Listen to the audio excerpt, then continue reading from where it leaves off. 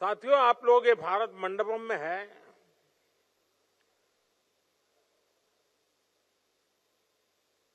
समय का चक्र देखिए। इसी भारत मंडपम में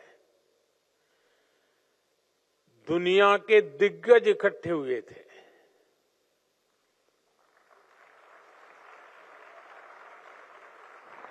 और वे दुनिया का भविष्य क्या हो उस पर चर्चा कर रहे थे। ये मेरा सौभाग्य है, उसी भारत मंडपम में मेरे देश के नौजवान भारत के अगले 25 साल कैसे होंगे, इसका रोडमैप बना रहे हैं।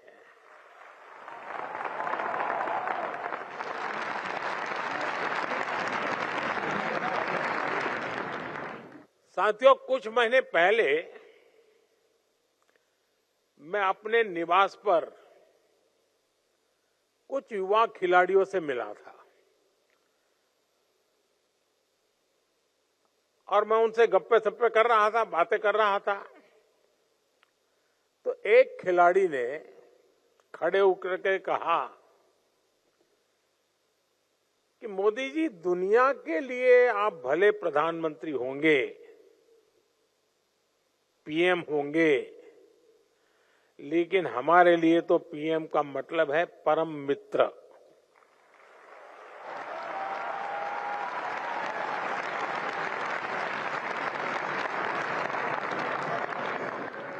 साथियों, मेरे लिए मेरे देश के नौजवानों के साथ मित्रता का वो ही नाता है, वो ही रिश्ता है।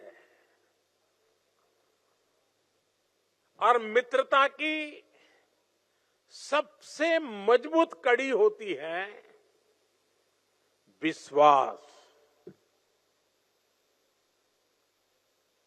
मुझे भी आप पर बहुत विश्वास है।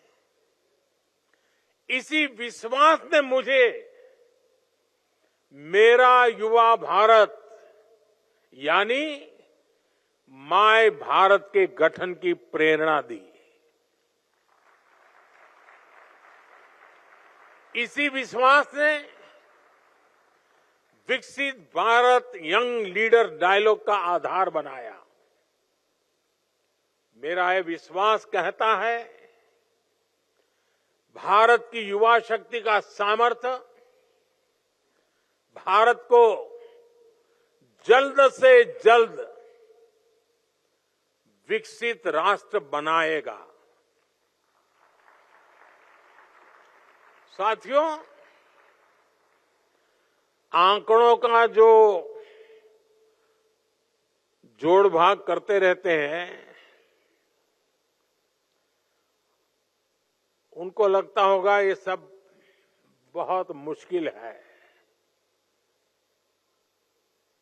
लेकिन मेरी आत्मा कहती है, आप सबके भरोसे से कहती है कि लक्ष्य बड़ा जरूर है, लेकिन असंभव नहीं है।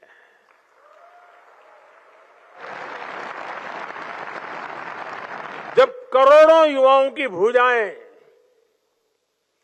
विकास रथ के पहिए को आगे बढ़ा रही है, तो हम जरूर लक्ष्य पर पहुंचकर रहेंगे। साथियों, कहते हैं इतिहास हमें भी सीख देता है, हमें प्रेरणा भी देता है। दुनिया में ऐसे अनेक उदाहरण हैं जब किसी देश ने, किसी समुदाय ने, समूह ने बड़े सपने, बड़े संकल्पों के साथ एक दिशा में चलना शुरू किया, मिलजुल करके चलना शुरू किया और कभी भी लक्ष्य को भूले बिना चलते रहना तय किया। और इतिहास गवाह है कि वो सपनों को सिद्ध कर करके ही रहे, उन्होंने हासिल करके दिखाया।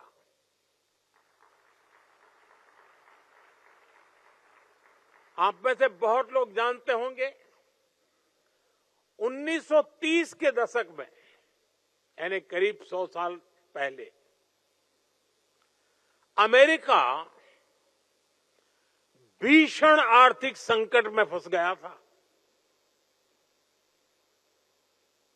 तब अमेरिका की जनता ने ठाना कि हमें इससे बाहर निकलना है और तेज गति से आगे बढ़ना है। उन्होंने न्यू डील, उसका रास्ता चुना और अमेरिका न सिर्फ उस संकट से निकला, बल्कि उसने विकास की रफ्तार को कई गुना तेज करके दिखाया। ज्यादा समय नहीं, 100 साल। एक समय था जब सिंगापुर बेहाल था, एक मछुआरों का छोटा सा गांव हुआ करता था। वहां जीवन की मूल सुविधाओं तक का संकट था। सिंगापुर को सही नेतृत्व मिला और जनता के साथ मिलकर के सबने तय किया कि हम अपने देश को विकसित राष्ट्र बनाएंगे। वो नियमों से चले, अनुशासन से चले, सामूहिकता के भाव से चले और कुछ ही सालों में सिंगापुर एक ग्लोबल फाइनेंशियल और ट्रेड हब बनकर छा गया। दुनिया में ऐसे बहुत सारी देश हैं, घटनाएं हैं, समाज है, समूह है।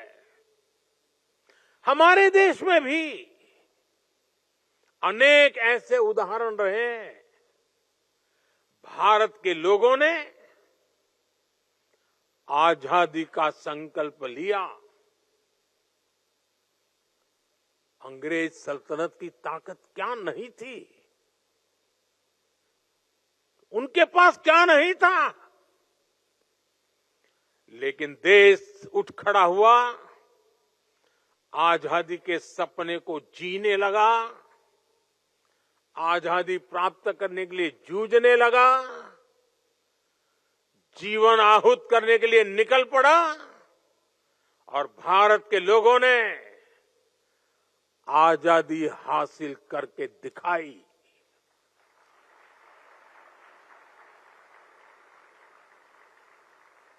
आजादी के बाद देश में अनाज का संकट का समय था। देश के किसानों ने संकल्प लिया और भारत को खाद्यान्न के संकट से मुक्त करके दिखाया। जब आपका जन्म भी नहीं हुआ होगा तब PL 480 उस नाम से गेहूं आया करते थे और गेहूं पहुंचाना यही बड़ा काम हुआ करता था। हम उस संकट से निकल गए। बड़े सपने देखना, बड़े संकल्प लेना और उन्हें तय समय में पूरा करना असंभव नहीं है। किसी भी देश को आगे बढ़ने के लिए बड़े लक्ष्य तय करने ही होते हैं। जो ये सोच करके बैठे रहते हैं, अरे छोड़ो यार, होता रहता है, अरे चलो भाई ऐसे ही चलता रहेगा, अरे क्या जरूरत है यार, लोग कोई भूखे थोड़े मरते हैं, चलता है ना, चलने दो।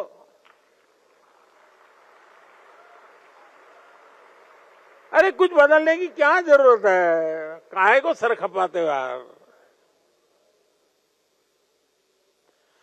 जो लोग इस भावना में दिखते हैं ना, वो चलते फिरते हैं, लेकिन मरी हुई लाश से ज्यादा कुछ नहीं होते हैं वो।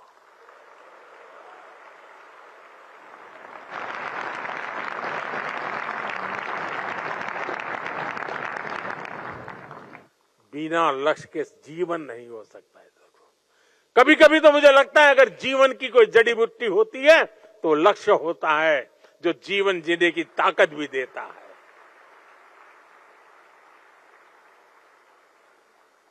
जब सामने एक बड़ा लक्ष्य होता है तो हम पूरी ताकत उसको पाने के लिए लगा देते हैं। और आज का भारत यही कर रहा है।